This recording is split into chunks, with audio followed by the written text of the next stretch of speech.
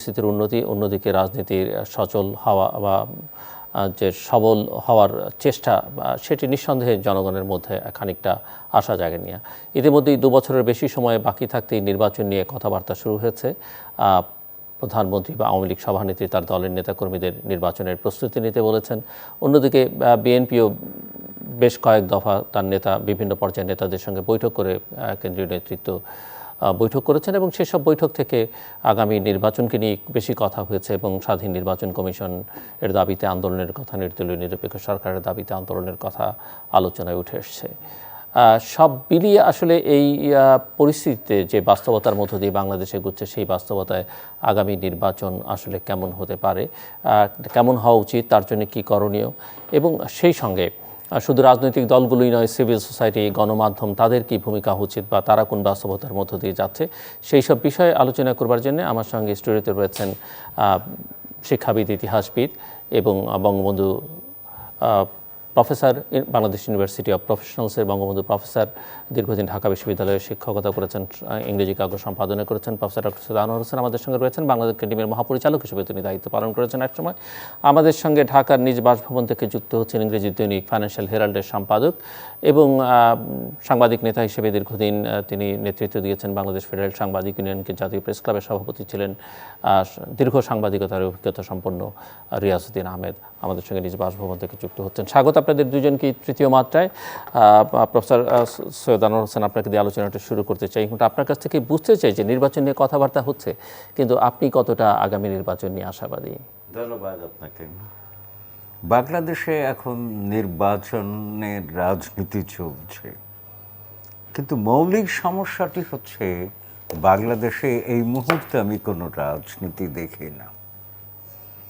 কারণ হচ্ছে রাজনীতি অনেকটা 2 চাকার সাইকেলের মতো। যেমন গণতন্ত্র, সাইকেল 1 চাকায় চলে না। সার্কাসের যারা সং তারা চালানোর চেষ্টা করে, কিন্তু বেশিক্ষণ চালাতে পারে না। সেই জন্যে রাজনীতিও 1 চাকায় বেশি দিন চলে না, কিন্তু বাংলাদেশে চলছে। কারণটা হচ্ছে এই জন্যে যে সরকার আছে, দৃশ্যমান। বাস্তবে কতটুকু আছে তা নিয়ে আমার প্রশ্ন। কারণ আমি সবসময় বলি বাংলাদেশ সরকার মানে বাংলাদেশ সরকার। সংবিধান আমাকে বলে দিচ্ছে স্পষ্ট করে, জনগণ এই রাষ্ট্রের মালিক। কিন্তু জনগণ নীতি নির্ধারণী প্রক্রিয়ায় কতটুকু আছে তা নিয়ে সন্দেহ। হ্যাঁ, জনপ্রতিনিধিরা আছেন। মহামান্য রাষ্ট্রপতি নিজেই বলে দিয়েছেন যে 84% জনপ্রতিনিধি ব্যবসায়ী। তারা ব্যবসা করেন, রাজনীতিরও ব্যবসা করেন, এই জন্যে যে রাজনীতি করলে ব্যবসা সহজ হয়। তো সেই জন্যে এখন রাজনীতিবিদ নেই, রাজনীতি নেই বাংলাদেশে। এটা মৌলিক আমার ধারণা। আর একটি হচ্ছে, এখন আমি বলেই নিয়েছি শুরুতে, নির্বাচনমুখী রাজনীতি শুরু হয়েছে। মাননীয় প্রধানমন্ত্রী সঙ্গত কারণেই তার দলকে নির্বাচনের জন্য প্রস্তুতি নিতে বলেছেন। প্রস্তুতি এখন জনগণ দেখবে আমলনামা। প্রধান প্রতিপক্ষ বিএনপি বহুদিন ক্ষমতার বাইরে। ক্ষমতায় যখন তারা ছিল তখন তাদের আমলনামা কী ছিল সেটা জনগণ জানে, কেউ কাউকে বলে দিতে হবে না। আবার বর্তমান সরকার বহুদিন 1 যুগের বেশি ক্ষমতায়, এই 1 যুগের বেশি ক্ষমতায় থাকাকালীন তাদের কি আমলনামা সেটিও জনগণ জানে। তো এখন সমস্যাটা হচ্ছে এই যে নির্বাচনটি আগামী, আমি যা দেখছি বা যা বুঝতে পারছি আমার সীমিত বোধ বুদ্ধিতে, বেশ সংকটাপন্ন হবে। তার কারণ আপনি লক্ষ্য করুন যে বিএনপি সরাসরি বলে দিয়েছে যে তারা এই সরকারের অধীনে নির্বাচনে অংশগ্রহণ করবে না। একই সমান্তরালে তাদের একটি বক্তব্য, সারা দেশের নেতৃবৃন্দের তাই দাবি, তারা তত্ত্বাবধায়ক সরকার চায় ইত্যাদি ইত্যাদি, যা আগে বলেছে তারা। এবং একই সমান্তরালে তারা বলেছে যে এই নির্বাচন কমিশন এখন এর বিপরীতে সরকার পক্ষের বক্তব্য আমরা সবাই শুনেছি যে তারা নির্বাচন কমিশন গঠন করবে সার্চ কমিটির মাধ্যমে। এখন সার্চ কমিটির অভিজ্ঞতা আমাদের খুব সুখকর নয়। যে সার্চ কমিটির দিয়ে বর্তমান নির্বাচন কমিশন গঠন করা হয়েছিল, সার্চ কমিটির ওই গঠন প্রক্রিয়া নিয়ে আমি প্রশ্ন তুলেছিলাম বিভিন্ন চ্যানেলে। কারণ হচ্ছে সাধারণত ধরে নেওয়া হয়েছে যে নিরপেক্ষ মানুষকে দিয়ে সার্চ কমিটি করা হবে। নিরপেক্ষ মানুষ ছিলেন, কিন্তু একজন পক্ষীয় মানুষ ছিলেন। তিনি হচ্ছেন একটি পাবলিক বিশ্ববিদ্যালয়ের উপাচার্য। এখন পাবলিক বিশ্ববিদ্যালয়ের উপাচার্য সরকারের তল্পিবাহক হতে বাধ্য, নইলে তাদের চেয়ার থাকবে না। তো এমন একজন মানুষকে নিয়ে সার্চ কমিটি হওয়ার কারণেই আমি প্রশ্ন তুলেছিলাম। এক, দুই, সার্চ কমিটি কাদের নাম প্রস্তাব করলো তা প্রকাশ্য করতে দাবি জানিয়েছিলাম। কারণ গণতন্ত্রের দুটো প্রধান বৈশিষ্ট্য, দায়বদ্ধতা এবং স্বচ্ছতা, কিন্তু সেটা গোপনীয় থেকে রাষ্ট্রপতি তার মাধ্যমেই কমিশন গঠন করলেন। আচ্ছা, তো সেই জন্যে সার্চ কমিটির অভিজ্ঞতা আমার সুখকর নয়। অন্য কার কি আছে আমি জানি না, আমার সুখকর নয়। আরেকটি কথা হচ্ছে, মহামান্য রাষ্ট্রপতি জিল্লুর রহমান যখন সার্চ কমিটি করেছিলেন সংকট সমাধানের পথ হিসেবে, আমরা তার প্রতি সম্মানবশত মেনে নিয়েছিলাম। কিন্তু তার অর্থ এই নয় সার্চ কমিটি সংবিধানের অঙ্গীভূত হয়ে গেল। সংবিধানের সার্চ কমিটির লেখা নাই।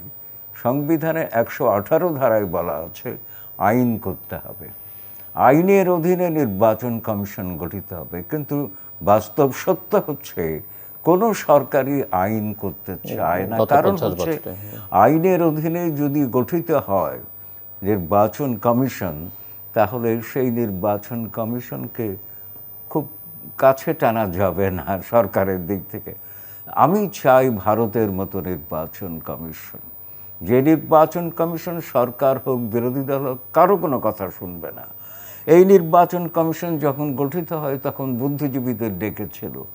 আমি কোন সংজ্ঞায় বুদ্ধিজীবী আমি জানি না, আমি আমন্ত্রিত হয়েছিলাম। আমি তখন শুধু একটি কথাই বলেছি যে প্রধান নির্বাচন কমিশনার, আপনি পৃথিবীর মধ্যে তৃতীয় দুনিয়ার মধ্যে সবচেয়ে শক্তিশালী প্রধান নির্বাচন কমিশনার। আপনার 118 ধারা আছে, আপনি সেই শক্তিমত্তা দেখান। আপনি মুক্তিযুদ্ধে আপনার পারঙ্গমতা দেখিয়েছেন, এবার দেখান আপনি। আপনার উপরে যদি কেউ কোনোভাবে প্রভাব বিস্তার করে, আপনি সাংবাদিক সম্মেলন করে খোলামেলা বলে দিন যে আপনার উপরে এই প্রভাব এই পক্ষ থেকে আসছে। যাই হোক, সেটা তিনি করেননি আর কি। সেই জন্য আমি খুব একটা সন্তুষ্ট নই এই নির্বাচন কমিশনের উপরে। মানুষগুলোর প্রতি আমার সামাজিক সম্মান শ্রদ্ধা অটুট থাকবে। তো আমি যেটা দেখছি যে নির্বাচনের রাজনীতি যে অবস্থায় থাক না কেন, আমরা ক্রমেই একটা সংকটের দিকে এগোচ্ছি। মিস্টার রিয়াজউদ্দিন আহমেদ, আপনি কেমন দেখছেন সামনে নির্বাচনী প্রক্রিয়া সব মিলিয়ে যে হাওয়া বইতে শুরু করেছে, সেই হাওয়া কতটা আসলে কোন দিকে নিয়ে যাবে বাংলাদেশকে? জি, ধন্যবাদ আপনাকে। এতক্ষণ আমার শ্রদ্ধাভাজন প্রফেসর আনোয়ার হোসেন যা বললেন তার সাথে দ্বিমত করার কিছুই নাই। উনি খুব সুন্দরভাবে প্রেক্ষাপটটা বর্ণনা করেছেন যে বাংলাদেশে রাজনীতি আছে নাকি নাই, এবং যেটা তিনি বললেন রাজনীতি আছে, রাজনীতিবিদ নাই, রাজনীতির চর্চা নাই, এই কথাটাই বললেন, এবং এই কথাটা আমার মতের সাথে মিলে গেছে। দ্বিতীয়ত যেটা বললেন, নির্বাচনের প্রস্তুতি লগ্নে যে সমস্ত সমস্যা দেখা দিয়েছে, এটা তিনি খুব ভালোভাবে বলেছেন, এবং নির্বাচন কমিশনের গঠন প্রক্রিয়া এবং নির্বাচন কমিশনের কার্যপ্রণালী এটা তিনি ইঙ্গিত করেছেন। আমি এর সাথে শুধু যোগ করতে পারি আমি এটা, যে গত দুটো নির্বাচন 2014 এবং 2018 এই দুইটা নির্বাচন নিয়ে প্রচন্ড বিতর্ক আছে। অনেকে এই দুইটা নির্বাচনকে 2014-তে তো নাই, কারণ সেখানে 153টা সিট 154 ইলেকশনই হয় না, বিনা প্রতিদ্বন্দ্বিতায় নির্বাচিত হয়েছিল। তো মেজরিটি মানে গভর্নমেন্ট ফর্ম করতে আমাদের লাগে 151, সে জায়গায় 153 অলরেডি বিনা প্রতিদ্বন্দ্বিতায় বিনা ভোটে হয়ে গেল। সেখানে বলা হয়েছিল যে দি ইলেকশন হ্যাজ বিন স্টুলেন। দ্বিতীয়ত 2018-তে যে নির্বাচন হয়েছে সেই নির্বাচন নিয়ে নানান রকম কথা আছে। দিনের ভোট রাতে হয়েছে, এটা নিয়ে মতদ্বৈততা আছে। যারা বিরোধী তারা বলছে এটা রাত্রিবেলায় বাক্সে ভোট ভরে দেওয়া হয়েছে। সরকার পক্ষ থেকে বলা হয়েছে এটা মিথ্যা, জনগণ স্বতঃস্ফূর্তভাবে ভোট দিয়ে এই সংসদ নির্বাচন করেছে। এই সব কিছু বাদ দিয়ে যে জিনিসটা আসে, আমাদের রাজনীতি একদম আমাদের মানে স্বাধীনতার উষালগ্ন থেকেই এটা একটা সংকটের মধ্যে, সংকট আস্থাহীনতার মধ্যে। একজন আরেকজনকে আমরা বিশ্বাস করি না, রাজনীতিবিদদের মধ্যে সদ্ভাব নাই, আছে যেটা হিংসা হিংসি আছে,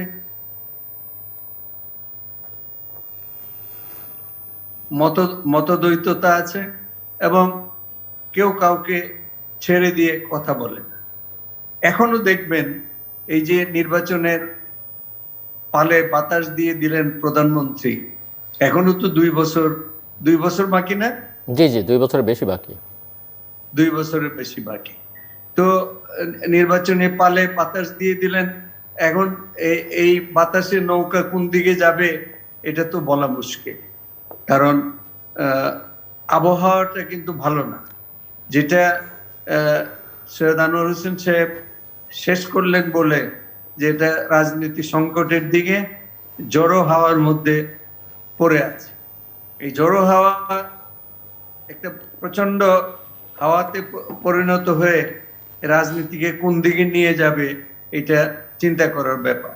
এবং এই যে রাজনীতির আওয়াজ ওঠার সাথে সাথে বিএনপি, যেটা মানে মেইন অপোজিশন, তারা বলছে এই সরকারের অধীনে আমরা কোনো নির্বাচন করব না। তো নির্বাচন যদি না করে, যেমন ধরেন কিন্তু মিস্টার রিয়াজউদ্দিন আহমেদ, বিএনপি তো সরকারের অধীনে নির্বাচন না করেও দেখিয়েছে, করেও দেখেছে, তাদের তো কোনো কিছু করতে পারেনি, মানে সেটি তো সরকার একটা পারেন। সেটা হলো বিএনপির অপারগতা। কিন্তু এই যে করব না করব, এর মধ্যেই কিন্তু রাজনীতির সংকটটা নিহিত, এটাকে ইগনোর করা যাবে না। একটা সরকার 13 বছর ক্ষমতায় আছে, এটাতে ধরে নেওয়ার কোনো কারণ নাই যে দেশে স্বচ্ছ রাজনীতি আছে, গণতন্ত্র স্বাভাবিকভাবে কাজ করছে, এটা মনে করার কোনো কারণ নাই। সরকার দেশ চালাচ্ছে কারণ বিরোধীরা এমন কোনো শক্তি প্রদর্শন করতে পারে নাই যে তারা তাদের দাবি আদায় করে নেবে। সেটা বিএনপি পারে নাই। বিএনপির নেতৃত্বের দুর্বলতা। বিএনপি একবার নির্বাচন অংশগ্রহণ করে, আবার বয়কট করে, আবার মানে বেরিয়ে এসে আবার নির্বাচনে যান। তাদের কনসিস্টেন্সি নেই। বিএনপির এই যে ইনকনসিস্টেন্ট পলিসি, এটাও কিন্তু সরকারকে এইভাবে ক্ষমতায় থাকার জন্য সাহায্য করেছে। তো এনিওয়ে, যে জিনিসটা বলছিলাম যে নির্বাচন কমিশন নিয়ে যে কথাটা, যে সংকটটা শুরু হয়েছে, যে নির্বাচনটা হবে কোন সরকারের অধীনে এবং নির্বাচন কমিশনটা কেমন হবে। এখন যে নির্বাচন কমিশন আছে, আইনের দিক থেকে আমাদের নির্বাচন কমিশন খুবই শক্তিশালী, কিন্তু ব্যক্তিগতভাবে যারা ওখানে যায় তারা হলো, অনেকে বলে যে তারা অনেকটা বশংবদ। তারা যেটা প্রফেসর আনোয়ার হোসেন সাহেব বললেন যে ভারতের মতো একটা নির্বাচন কমিশন চাই।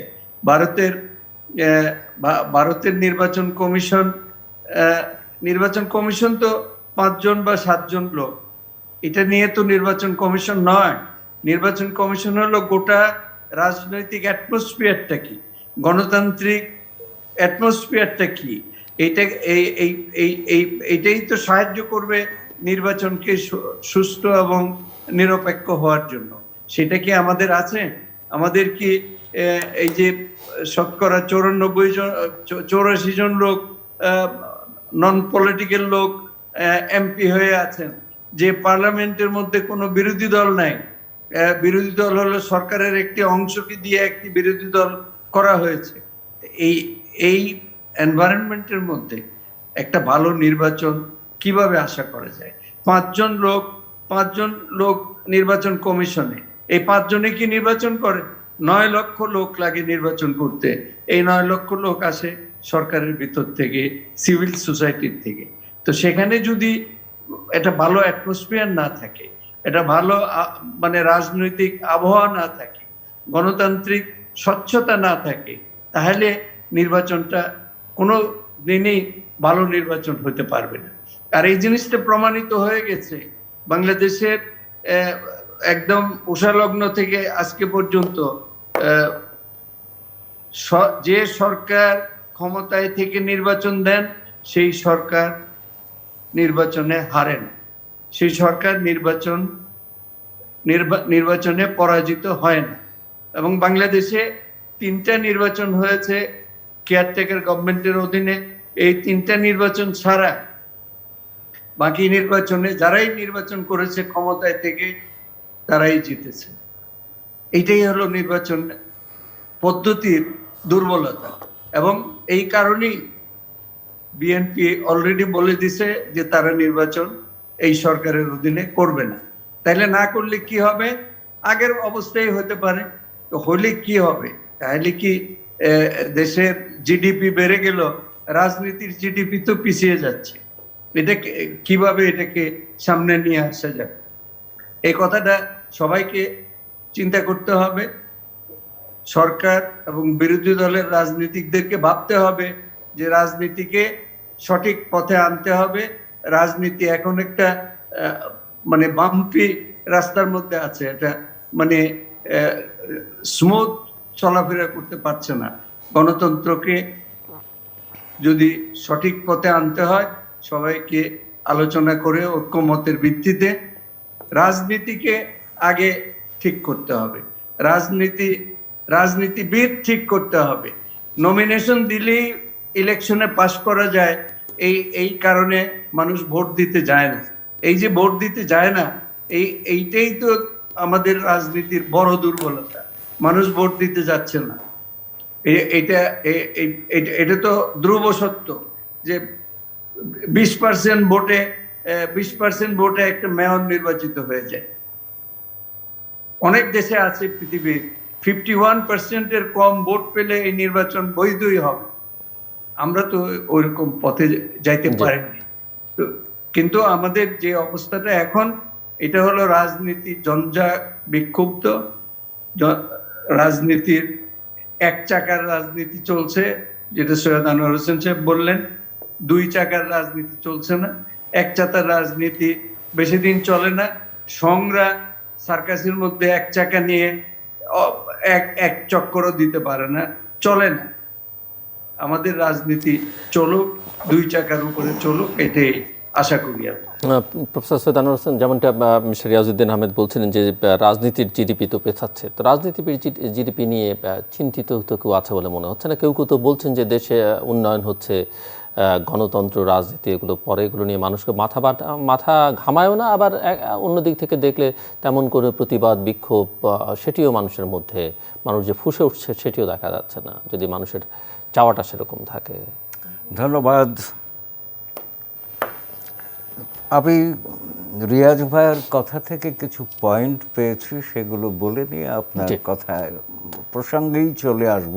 ওই প্রসঙ্গেই কথা, যেমন বিনা প্রতিদ্বন্দ্বিতায় নির্বাচন, এই প্রসঙ্গটি রিয়াজ ভাই এনেছেন।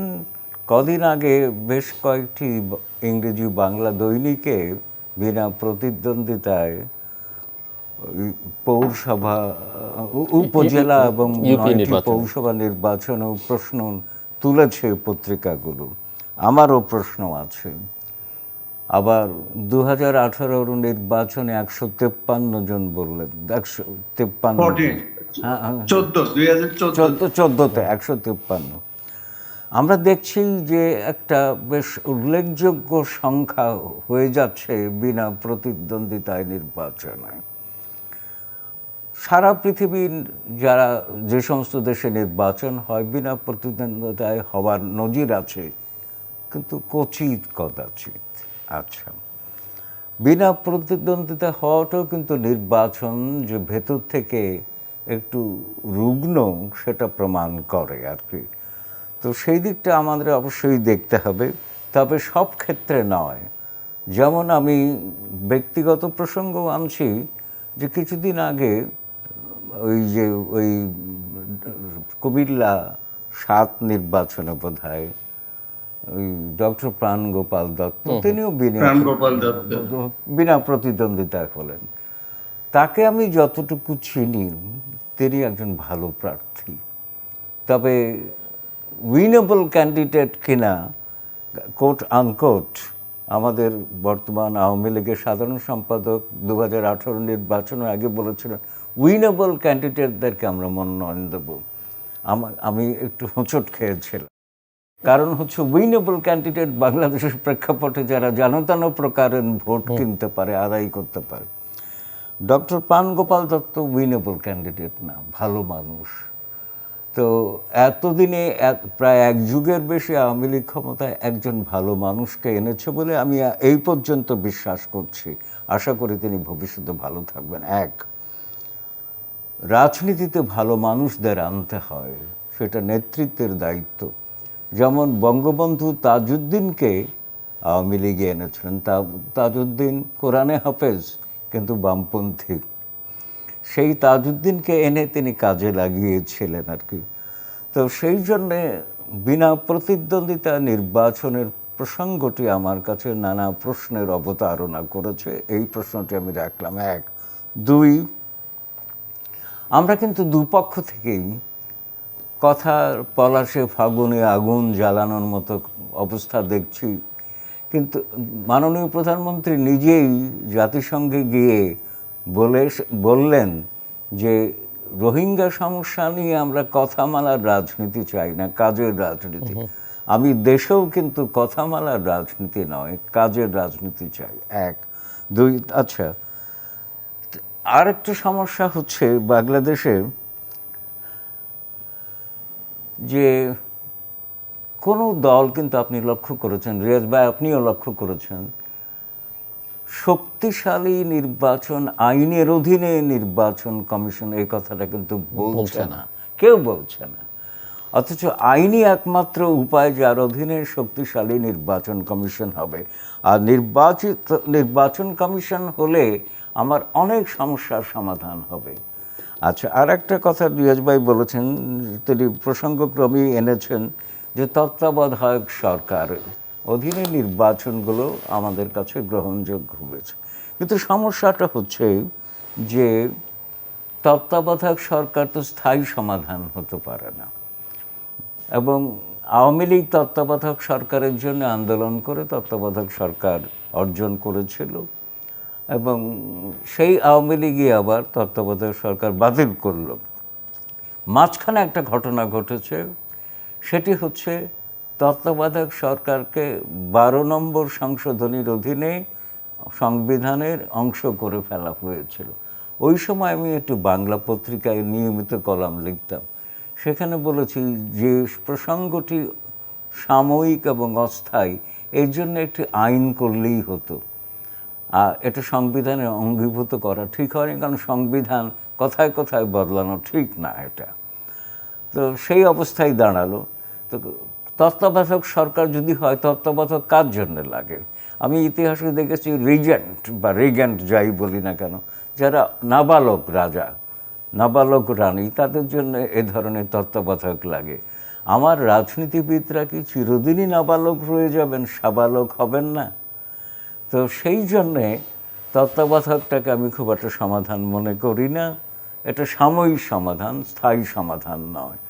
স্থায়ী সমাধানের জন্য আমি প্রধান গুরুত্ব আরোপ করছি আপনার প্রশ্নের প্রসঙ্গে এসে, যে রাজনীতিকে ঠিক পথে, রিয়াজ ভাই যেমন বললেন, রাজনীতিকে ঠিক পথে আনবার একটা গুরুদায়িত্ব আমাদের রাজনীতিবিদদের ওপরে আছে। এই জন্যে যে রাজনীতির অবদান আজকে স্বাধীন বাংলাদেশ। তবে তখন যারা রাজনীতি করতেন, এখন যারা রাজনীতি করেন, তাদের মধ্যে গুণগত আকাশ পাতাল ব্যবধান রয়ে গেছে আর কি। রাজনীতি তো অনেক অর্থ আছে। আমি মাঝে মধ্যে যেটা বলবার চেষ্টা করি, লিখেওছি, যে পলিটিক্সের বাংলা, আমাদের বাংলার বিজ্ঞ বিশারদরা বলেছেন রাজনীতি। যখন তারা এই কথা বলেছিলেন, তখন রাজা ছিল, রাজকীয় নীতি। কিন্তু এখন তো রাজা নাই।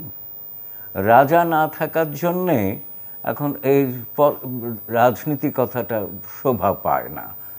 এখন সেই জন্য আমি এটাকে জননীতি বলতে চাই, কারণ রাজনীতির নিহিতার্থটাই হচ্ছে জনকল্যাণ করা, তা সরকারে থাকা বা সরকারের বিপক্ষে থাকা, যে কোনো অবস্থায় জনকল্যাণ করা। এখন সমস্যাটা হচ্ছে, এই যে যেমন দেখুন করোনার সময় আমরা ক্ষমতাসীন সরকারকে দেখেছি মানুষের জন্যে কিছু করতে বাধ্য, তারা ক্ষমতায় কিন্তু বিরোধী দল বিএনপি জনগণের পাশে দাঁড়ায়নি। এটি কিন্তু আমার কাছে পছন্দ হলো না। কারণ শুধু ক্ষমতায় থাকলেই জনগণের পাশে দাঁড়াবো আর ক্ষমতায় থাকলে দাঁড়াবো না, এই দৃষ্টিভঙ্গিটা রাজনীতি বিরুদ্ধ হয়ে যাচ্ছে বলে আমার কাছে মনে হয়। তবে আমি এ কথাই বলতে পারি যে সমস্যাটা রাজনীতির, সমাধান রাজনৈতিকই হতে হবে। অরাজনৈতিক কোনো সমাধানে আমার কোনো আস্থা নাই। ইতিহাস থেকে সেই তথ্য এনেই আমি এই কথাটা বলছি, রাজনৈতিক সমাধান দরকার আর কি। তো এখন সমস্যাটা হচ্ছে নেতৃত্ব। বিএনপি বর্তমানে নেতৃত্ব এবং সংগঠনে যথেষ্ট বেসামাল অবস্থায় আছে। আওয়ামী লীগের নেতৃত্ব আছে, যেহেতু সরকার প্রধান, তাদের নেতৃত্ব দিচ্ছেন প্রায় 4 দশক তিনি দলের নেতৃত্বে, 17-18 বছর সরকারের নেতৃত্বে। কিন্তু একটি সমস্যা, নেতৃত্ব কিন্তু আবার চলমান বিষয় এই জন্যে যে আমাকে সবসময় ভাবতে হবে শীর্ষ নেতাকে, যে আমি চিরদিন বর্তমান থাকব না, তাহলে আমার পরে এই দল, এই সংগঠনের নেতৃত্ব কে দেবে? অর্থাৎ দ্বিতীয় তৃতীয় সারির নেতৃত্ব প্রয়োজন হবে। বিএনপি এই কথা ভাবছে কিনা আমি জানি না, কিন্তু আওয়ামী লীগের কাছে আমার প্রশ্ন থাকছে যে বঙ্গবন্ধু যেমন পাকিস্তানে কারাগারে চলে গেলেন, তাকে ধরে নিয়ে যাওয়া হলো, কিন্তু আমার মুক্তিযুদ্ধ থেমে থাকেনি। জাতীয় 4 নেতা মুক্তিযুদ্ধ চালিয়েছেন। তো বঙ্গবন্ধু সময় পেয়েছিলেন 66 থেকে সভাপতি, 74-এ ছেড়ে দিলেন তিনি। তো এখন এই কম সময়ের মধ্যে তিনি 4 জাতীয় নেতার মতো নেতা তৈরি করেছিলেন বলে আমরা স্বাধীন হতে পেরেছি। কিন্তু দীর্ঘ 4 দশকে আওয়ামী লীগের মধ্যে কি আমি এমন নেতার দর্শন পাচ্ছি যে শেখ হাসিনা যদি কোনো কারণে অবর্তমান হন বা তিনি অপারগ হন, মানুষ তো মরণশীল, অনেক কিছু ব্যাপার আছে। আমরা চাই তিনি দীর্ঘদিন থাকুন, আমাদেরকে সমৃদ্ধ করুন, দিক নির্দেশনা দিন, আলোকবর্তিকা হয়ে থাকুন। কিন্তু আওয়ামী লীগের মধ্যে তো আমি দ্বিতীয় তৃতীয় সারির নেতৃত্ব খুঁজে পাচ্ছি না। নেতৃত্ব ঠিক না থাকলে কিন্তু রাজনীতি কখনোই সঠিক হয় না বলে মনে হয়। বঙ্গবন্ধু কারাগারের রোজনামচাই বলেছিলেন, একটা জায়গায় লিখেছেন চমৎকার একটি বাক্য, সেটি হচ্ছে গুন্ডার পরে পান্ডা নেতা, এই হলো রাজনৈতিক নেতার ডেফিনেশন। এটা বঙ্গবন্ধুর সময় বলতে বাধ্য হয়েছেন, তারপরেও আমরা স্বাধীন বাংলাদেশ পেয়েছি। কিন্তু এখন রাজনৈতিক নেতা কাকে বলবো আমি? ব্যবসায়ীকে তো আমি নেতা বলতে পারছি না, দুঃখিত আর কি। সংসদে যে বিতর্ক হয়, সংসদ বলা হয়েছে সংসদীয় গণতন্ত্রের প্রাণকেন্দ্র হবে সংসদ, কিন্তু সংসদে জাতীয় গুরুত্বপূর্ণ কোনো বিষয় আলোচিত হতে আমি দেখিনি। এবং সেটা কেন দেখিনি সেটা আমার একটা বিপন্ন বিষয়। যেমন ধরুন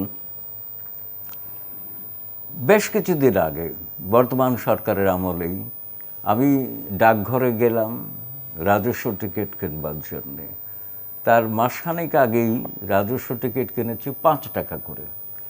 সেদিন আমাকে ডাকঘরে বলা হলো যে এখন তো 10 টাকা। তা আমি বললাম, কে করলো 10 টাকা? বলে সরকার করেছে। আমি, খুব ভালো কথা, 10 টাকা দিয়ে কিনলাম। কিন্তু আমার মনের মধ্যে প্রশ্ন হলো, সরকার কি সংসদে আলোচনা করেছে? বা জনপ্রতিনিধিত্বমূলক সরকার, কিন্তু সরকার নিজস্ব আমলাতান্ত্রিক সিদ্ধান্তে পরিবর্তন করলো। আমেরিকার স্বাধীনতা যুদ্ধ হয়েছে এই কর আরোপ নিয়ে, ব্রিটিশদেরকে কর দেব না, ইনটলারেবল অ্যাক্টস, ব্রিটিশরা কর আদায় করবে। বাঙালিরা অত কিছু বোঝে না, কাজে মেনে নিল 5 টাকার থেকে 10 টাকা। কিন্তু 5 টাকার থেকে 10 টাকা হওয়াতে সরকারের আয় কত বেড়ে গেল। আবার দেখুন, গত কিছুদিন আগে সঞ্চয়পত্র, আমরা যারা অবসরপ্রাপ্ত মানুষ, অবসরের সময় থোক কিছু টাকা পাই, সেই টাকা জমিয়ে রেখে ওখান থেকে কিছু সুদ পেয়ে আমার সংসার খরচ করি আমি সব সময়।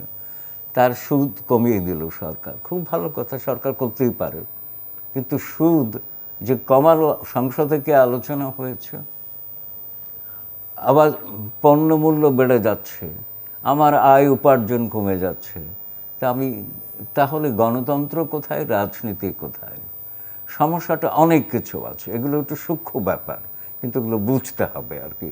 জনগুরুত্বপূর্ণ জাতীয় কোনো ইস্যু নিয়ে সরকার যখন সিদ্ধান্ত নেবে, তখন সেটা অবশ্যই সংসদে আলোচিত হতে হবে।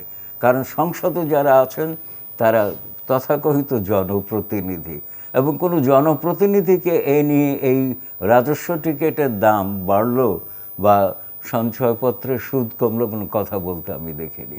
তাহলে কার প্রতিনিধিত্ব করছেন তারা আর কি? চাকরিজীবীর সংখ্যা খুবই কম বাংলাদেশে, কিন্তু তবু মধ্যবিত্তের অংশ তারা। মধ্যবিত্তের পেটে আর পকেটে যদি লাথি পড়ে, মধ্যবিত্ত যদি জেগে উঠতে না পারে, গণতন্ত্র কিন্তু গড়ে উঠতে পারে না। পাশের দেশ ভারতে দেখুন, মধ্যবিত্তকে জাগানোর জন্যে, জাগিয়ে রাখার জন্যে কত কাজ করা হচ্ছে। তো সেই জন্যে রাজনীতির সঙ্গে প্রশাসন এসে যায়। রাজনীতি যদি সঠিক পথে থাকে, তাহলে প্রশাসন ঠিক পথে থাকবে। বেশ, রিয়াজউদ্দিন আহমেদ শুনছিলেন আপনি। এবং এই যে মধ্যবিত্ত নিষ্ক্রিয়, আমরা জানি যে বাংলাদেশের স্বাধীনতা সংগ্রামের মধ্যবিত্তের যে গুরুত্বপূর্ণ ভূমিকা, এবং আজকে এসে বাংলাদেশে গণমাধ্যম, নাগরিক সমাজ বা সিভিল সোসাইটি কেউই খুব একটা ক্রিয়াশীল নন, সেটিও নিঃসন্দেহে একটা দুশ্চিন্তার বিষয়। তো আপনার কাছ থেকে শুনতে চাই যে আপনি তো একসময় গণমাধ্যমের নেতৃত্ব দিয়েছেন, সাংবাদিক ইউনিয়নের নেতৃত্ব দিয়েছেন, এবং এখনও গণমাধ্যমের একজন ভেতরকার মানুষ, যে গণমাধ্যম, সিভিল সোসাইটি, কোনো শক্তি একটা যারা গণতন্ত্রকে শক্তিশালী করতে ভূমিকা রাখে নানাভাবে, তারাও ক্রিয়াশীল নয় বাংলাদেশে। ধন্যবাদ জিল্লুর। আসলে এই আলোচনাটা তো এটা একটা আনএন্ডিং আলোচনা। আমরা, আমাদের চোখের সামনে ঘটনাগুলি ঘটে যাচ্ছে, চোখের সামনে মধ্যবিত্তকে বেড়ে ওঠার সুযোগ দেওয়া হচ্ছে না নানান ভাবে। যে কথাটা সৈয়দ আনোয়ার হোসেন সাহেব বললেন যে এই মধ্য পার্লামেন্টের আলোচনা হয় নাই, আমাদের রাজনীতির সবচেয়ে বড়, এই মুহূর্তে সবচেয়ে বড় সংকট হলো জবাবদিহিতার সংকট। জবাবদিহিতা কোথায়? পার্লামেন্টে বলা হয়েছিল পার্লামেন্ট হবে সকল কর্মকাণ্ডের কেন্দ্রবিন্দু। তো রসিকতা করে আমাদের একজন রাজনীতিবিদ বলছিলেন যে বিন্দুটি আছে, কেন্দ্রটি চলে গেছে। কেন্দ্রটি কোথায় চলে গেল? কেন্দ্রটি কি অরাজনৈতিক লোকদের হাতে চলে গেল? আমলাদের হাতে চলে গেল? আমরা ইতিমধ্যেই শুনেছি এই যে মানে স্বাস্থ্যের বিভিন্ন সংকট নিয়ে যে অরাজনৈতিক লোকদের, আমলাদের হাতে ডিসিশন মেকিং চলে যাচ্ছে। আমলাদেরকে বিভিন্ন ডিস্ট্রিক্টের চার্জ দেওয়া হচ্ছে, এমপিদেরকে ছোট জগন্নাথ করে বসিয়ে রাখা হয়েছে। তো রাজনীতিবিদ যদি রাজনীতি করতে না পারে, তাহলে এটা না করার একটা কারণ হলো রাজনীতিতে কি রাজনীতিবিদরা আছে? রাজনীতিবিদরা কোথায়? রাজনীতিবিদদেরকে তো আমরা রাজনীতির মাঠে দেখি না। রাজনীতিবিদরা ভালো মানুষ রাজনীতিতে আসে না। এই যে এটা কথা আছে না যে bad money drives good money out of circulation. তো ব্যাড মানি, মানুষ যখন পুরান টাকাটা হাতে থাকে, একটা নতুন টাকা থাকলেও এটা বললো যে এটা পকেটে থাকুক, পুরান টাকাটা খরচ করে ফেলে। রাজনীতিতে তাই হচ্ছে, পুরান টাকা খরচ হচ্ছে, ভালো মানুষ রাজনীতিতে আসছে না। এবং ভালো মানুষ যদি না আসে, যেটা আপনি প্রাণগোপাল দত্তের কথা বললেন, উনি একজন ভালো মানুষ, কিন্তু উনি রাজনীতিতে ওইভাবে সক্রিয় না। এখন হয়তো রাজনীতিবিদ হয়ে যেতে পারেন, কিন্তু আমাদের রাজনীতি, আপনি যেটা বললেন যে দলগুলির মধ্যে প্রথম স্তর, দ্বিতীয় স্তর, তৃতীয় স্তরের নেতৃত্ব কোথায়? নেতৃত্ব কোত্থেকে আসবে? আপনি যখন ডাইনেস্টি পলিটিক্স হয়, বংশানুক্রমিক নেতৃত্ব যখন আসে, আপনি দেখবেন যে যখন একজন এমপি মারা যায় বা একজন উপজেলা চেয়ারম্যান মারা যায়, তো তার স্ত্রীকে বা তার ছেলেকে বা তার ভাতিজাকে নমিনেশন দেওয়া হয়। সেখানে তো বাইরের লোক আসতে পারে না। সেখানে তো দলের অন্য যারা আকাঙ্ক্ষা নিয়ে রাজনীতি করে যে আমি একটা পজিশনে যাব, আমি দেশের সেবা করব, আমি এমপি হব, মন্ত্রী হব, চেয়ারম্যান হব, তো সেই সুযোগ কি আছে? নমিনেশনটা পেলেই হল। নমিনেশন পেলে সেটা কিভাবে পাবে? এটা কি নর্মাল ত্যাগী লোকরা পাবে, নাকি পছন্দের লোকরা পাবে, নাকি কারা নমিনেশন পিক এন্ড চুজ করে সেখানে নমিনেশন দেওয়া হয়? যে জন্য 84% লোক অরাজনৈতিক লোক পার্লামেন্টে বসে আছে। যে জন্য পার্লামেন্টে এই আপনার স্ট্যাম্পের দাম বাড়িয়ে দিলে আলোচনা হয় না। কি আলোচনা হবে? মানে কে আলোচনা করবে? কেউ তো আলোচনা করে না।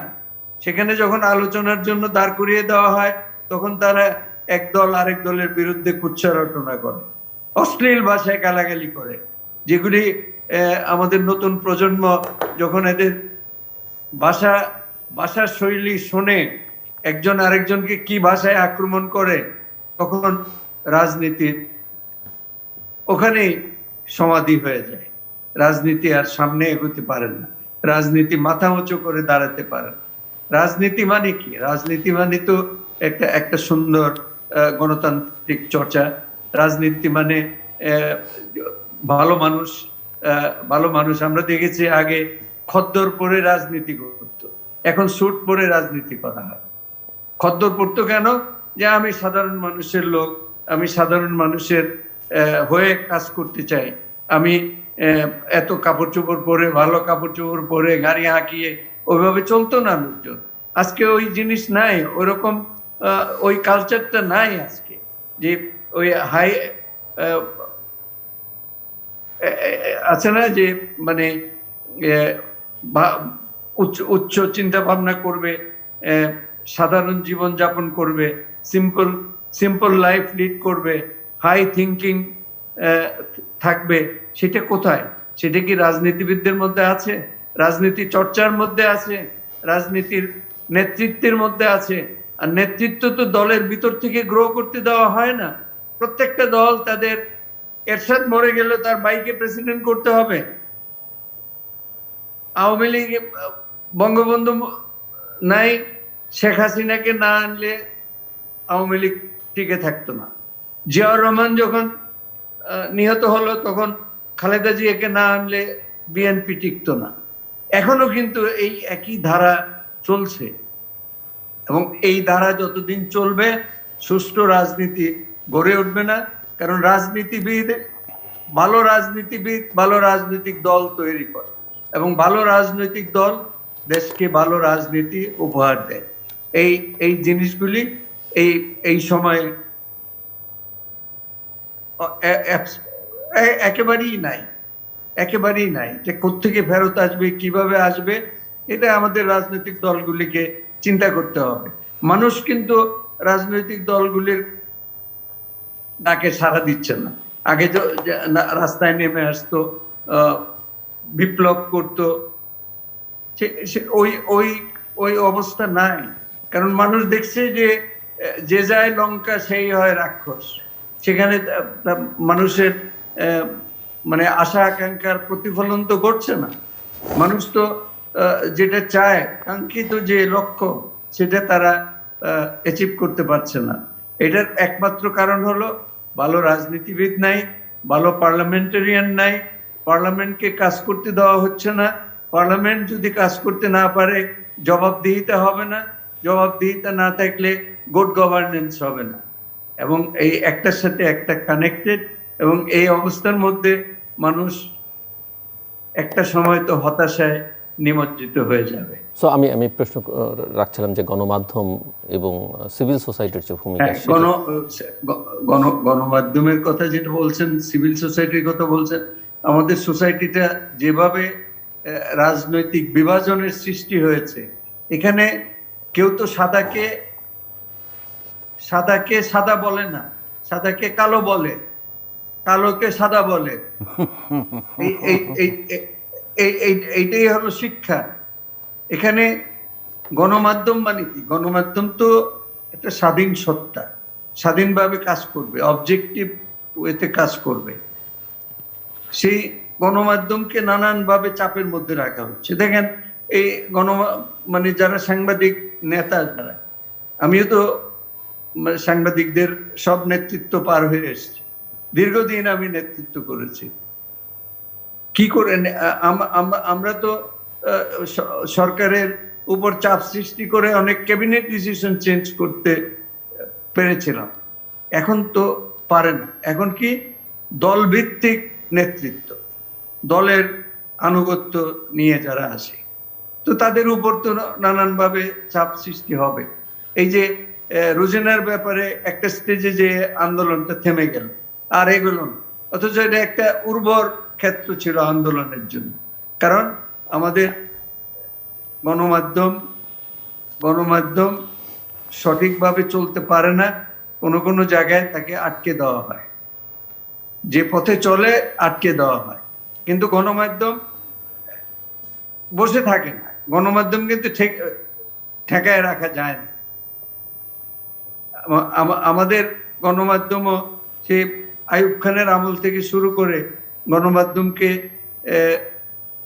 নানানভাবে সাংবাদিকদেরকে, গণমাধ্যমকে আটকিয়ে দেওয়ার জন্য চেষ্টা করা হয়েছে।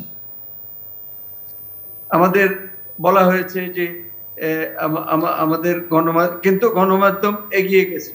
কিভাবে এগিয়ে গেছে? যে we know how to swim, but we must learn how to swim avoiding the crocodiles.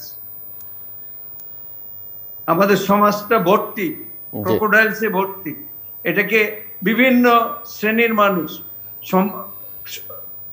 এই প্রফেশনের ভিতর থেকে, সাংবাদিকতার ভিতর থেকে, মালিকানার ভিতর থেকে, রাজনীতিবিদদের ভিতর থেকে, ব্যবসায়ীদের ভিতর থেকে, ট্রাফিকারদের ভিতর থেকে, সব জায়গার থেকে সত্যকে হত্যা করার জন্য সবাই উদ্গ্রীব হয়ে আছে, এবং তারা তাই করছে।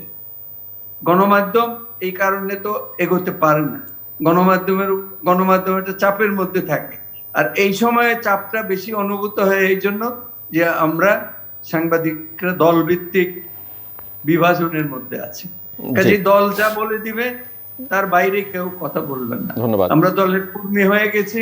আমরা সাংবাদিকতার যে অবজেক্টিভ জার্নালিজম, সেই অবজেক্টিভ পজিশন আমরা নিতে পারি না, যে কারণে মধ্যবিত্তেরও উত্থান হয় না। মধ্যবিত্ত পড়ে যায় এই জন্য যে কি কি হচ্ছে মধ্যবিত্তের কোন পেশা আছে যেখানে বিভাজন, রাজনৈতিক বিভাজন নাই, এবং যে বিভাজন যেখানে যেভাবে আছে, আমি যেটা বললাম যে সাদাকে কালো বলবে, কালোকে সাদা বলবে, এইটাই আমাদের মধ্যবিত্তের শিক্ষা। যে জন্য মধ্যবিত্ত শ্রেণী একটা ভায়াবল শক্তি হিসাবে, গণতান্ত্রিক শক্তি হিসাবে, গণতন্ত্রকে উদ্ধারের শক্তি হিসাবে আমাদের দেশে এই মুহূর্তে গড়ে উঠছেন। জি, প্রফেসর সৈয়দ আনোয়ার হোসেন। আমি প্রথমত মন্তব্য করতে চাই সিভিল সোসাইটি নিয়ে। এই জন্যে যে 1832-এ অ্যালেক্সিস ডি টকভিল আমেরিকা গিয়ে ঘুরে ফিরে দেখে একটা বই লিখলেন, civil society democracy in America. তো বইটিতে তিনি বললেন যে আমি ঘুরে ফিরে যা দেখলাম তাতে আমেরিকায় এই সিভিল সোসাইটি, নাগরিক সমাজ খুব সক্রিয়, শক্ত, শক্তিশালী, যার ফলে গণতন্ত্র গড়ে উঠছে। বাংলাদেশে রাজনৈতিক নেতৃত্ব বলি আর গণতন্ত্র বলি, তা গড়ে তুলতে হলে সিভিল সোসাইটির দরকার। বাংলাদেশে সিভিল সোসাইটি আছে, কিন্তু আমি মনে করি ইভিল সোসাইটি। তার কারণ হচ্ছে সিভিল সোসাইটির মধ্যে আওয়ামী, বিএনপি, জামাত ভাগ থাকতে পারে না। সিভিল সোসাইটি ক্ষমতাসীন দল এবং তৃণমূলের জনগণের মাঝখানে অবস্থান করে দেশ এবং জনগণের কথা বলবে, কাজ করবে। তো সেটা হয় না, কিন্তু এটা গড়ে তুলতে হবে সিভিল সোসাইটি। মানুষ আছে। 2 নম্বর হচ্ছে ওই যে আপনি গণমাধ্যমের কথা বললেন, বাংলাদেশে গণমাধ্যমের যথেষ্ট সম্প্রসারণ হয়েছে সংখ্যাগত, গুণগত নয়, 2-1টি ব্যতিক্রম ছাড়া।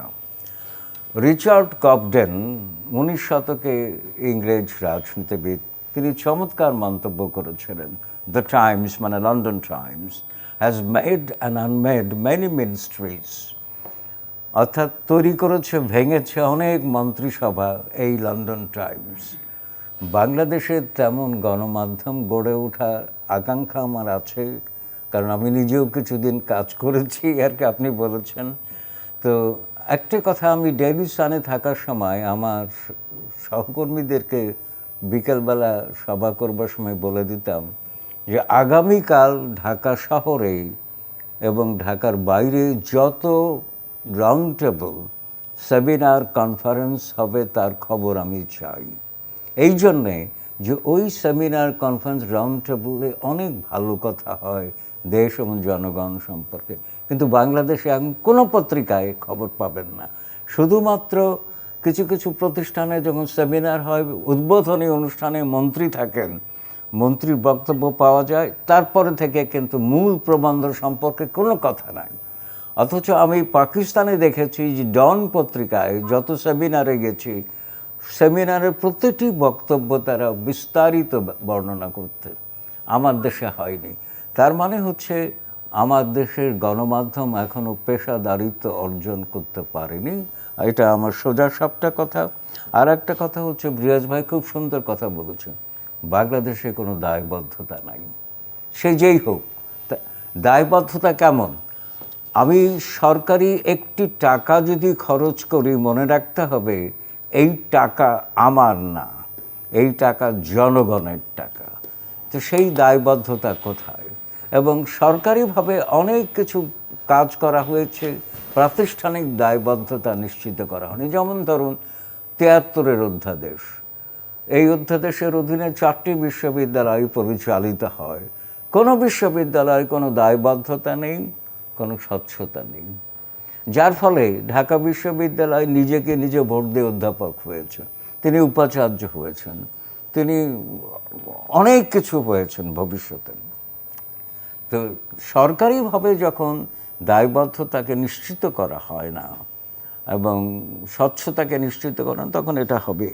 আর একটা কথা রিয়াজ ভাই খুব ভালো বলেছেন যে মনোনয়ন। আমি আগের কথা যা বলেছি তার সঙ্গে যুক্ত করছি যে ভালো মানুষকে, যোগ্য মানুষকে মনোনয়ন দিয়ে জিতিয়ে আনার দায়িত্ব কিন্তু রাজনৈতিক দলের। বঙ্গবন্ধুর সংজ্ঞা অনুযায়ী উইনেবল ক্যান্ডিডেট হলে আমার চলবে না। বাংলাদেশে এমন একটা সময় এখন এসে গেছে, আমি মনে করি যে রাজনীতির সংজ্ঞা নিয়ে আমাদের একটু ভাবতে হবে, রাজনীতিবিদদের সংজ্ঞা নিয়েও ভাবতে হবে। আমার কিছু কালো পয়সা হলো, আমি আমার সমর্থনকারী দলে চাঁদা দিলাম 5 কোটি টাকা, আর আমি মনোনয়ন পেয়ে আরও 10 কোটি টাকা খরচ করে নির্বাচিত হয়ে সংসদে বসলাম, আমি রাজনীতিবিদ হয়ে গেলাম। এই দিনটা শেষ করতে হবে। বঙ্গবন্ধু 72 পর্যন্ত আমাদের বাংলাদেশ গণপরিষদ থেকে 25 জনের সদস্যপদ বাতিল করেছিলেন, যে তারা ওই উইনেবল ক্যান্ডিডেট হওয়া সত্ত্বেও তারা কিন্তু দুর্নীতিবাদ ছিল। তো বঙ্গবন্ধু যে দিকটা আমাদের নিয়ে যেতে চেয়েছিলেন সেই দিকে কিন্তু আমরা যাচ্ছি না। গেলে আজকে আমি আর রিয়াজ ভাই এত কথা বলতাম না আপনার সঙ্গে আর কি। মিস্টার রিয়াজউদ্দিন আহমেদ, আমরা একটু শেষের দিকে চলে এসেছি, খুব ছোট করে।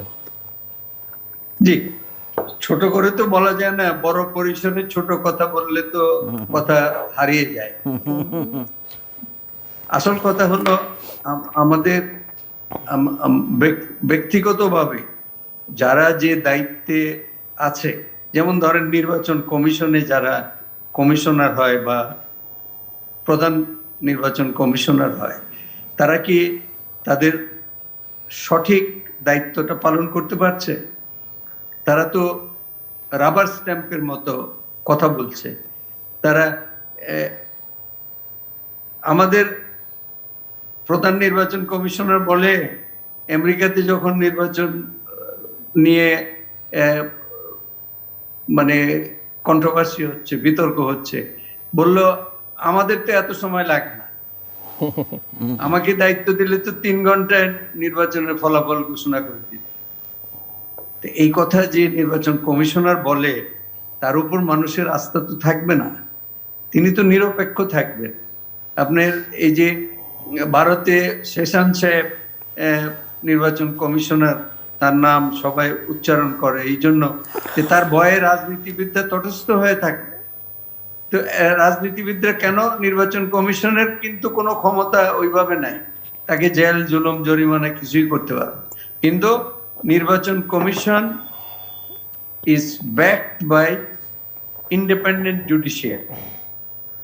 যে কোনো এগ্রিভ পারসন যদি দেখে যে আমার প্রতি অবিচার হচ্ছে, তিনি সোজা কোর্টে চলে যাবেন এবং কোর্ট থেকে একটা সদুত্তর নিয়ে তিনি ফিরে আসবেন, তিনি স্যাটিসফাইড হয়ে যাবেন এবং জাস্টিস উইল বি এস্টাবলিশ। এই জিনিসটা তো আমাদের দেশে করতে হবে। তো এখন যদি জুডিশিয়ারি যদি থাকে ইন্ডিপেন্ডেন্ট, নিরপেক্ষ ব্যুরোক্রেসি যদি থাকে, নিরপেক্ষ অন্যান্য ইনস্টিটিউশন, ডেমোক্রেটিক ইনস্টিটিউশনগুলি যদি নিরপেক্ষভাবে কাজ করে, তাহলে নির্বাচন কমিশন ভালো নির্বাচন করতে বাধ্য হবে। এখন যেহেতু সবাই আজ্ঞাবহ, সবাই মনে হয় বশংবদ, যে কি বলবে, কি কাউকে খুশি করার জন্য সবকিছু করা হচ্ছে, তাহলে রাজনীতি তো স্বচ্ছ হবে না, রাজনীতি এখানে আসবে না। রাজনীতি একটা ঘূর্ণিপাকের মধ্যে এখন যেমন পড়ে আছে, এটা চলবে। অতএব আমার সাজেশন হলো, 1 নম্বর, রাজনীতিকে স্বচ্ছ পরিষ্কার করতে হবে। রাজনৈতিক নেতৃত্বকে ডেমোক্রেটিক প্রসেসে দলের ভিতর থেকে বের করে আনতে হবে। ডাইনেস্টি পলিটিক্স থাকবে, কিন্তু এটা নেতৃত্বের একমাত্র বাহক হওয়া উচিত হবে না। যারা তরুণ নেতৃত্ব আছে, প্রতিভাবান নেতৃত্ব আছে, তাদেরকে গ্রো করার সুযোগ দিতে হবে এবং নির্বাচনটাকে স্বচ্ছ, সুন্দর, স্বচ্ছ করতে হবে। নির্বাচন কমিশনকে আইনের মাধ্যমে এটাকে গঠন করতে হবে ঐক্যমতের ভিত্তিতে। এটা এই কেয়ারটেকার গভর্নমেন্টও না, আবার এই সার্চ কমিটিও না। সবই সার্চ কমিটি করলে, সার্চ কমিটি কি করলে সার্চ কমিটির লোকরা ভবিষ্যতে আরো উন্নতি করতে পারবে, এই জন্য সার্চ কমিটির লোকরা সঠিক সিদ্ধান্ত দেয় বলে মানুষ মনে করে না। মানুষকে তো মানুষকে তো আটকায় রাখা যাবে না, তাদের চিন্তা জি আটকায় দেওয়া যাবে না। তারা মনে করে যে মানুষ ইন্ডিপেন্ডেন্টলি চিন্তা করতে পারছে না, স্বাধীন চিন্তা করতে পারছে না, তারা কোনো জায়গায় আটকে আছে, কোনো জায়গায় বাধা আছে। এই বাধাগুলি দূর করতে হবে এবং পার্লামেন্টকে জবাবদিহিতার মধ্যে আনতে হবে। ধন্যবাদ।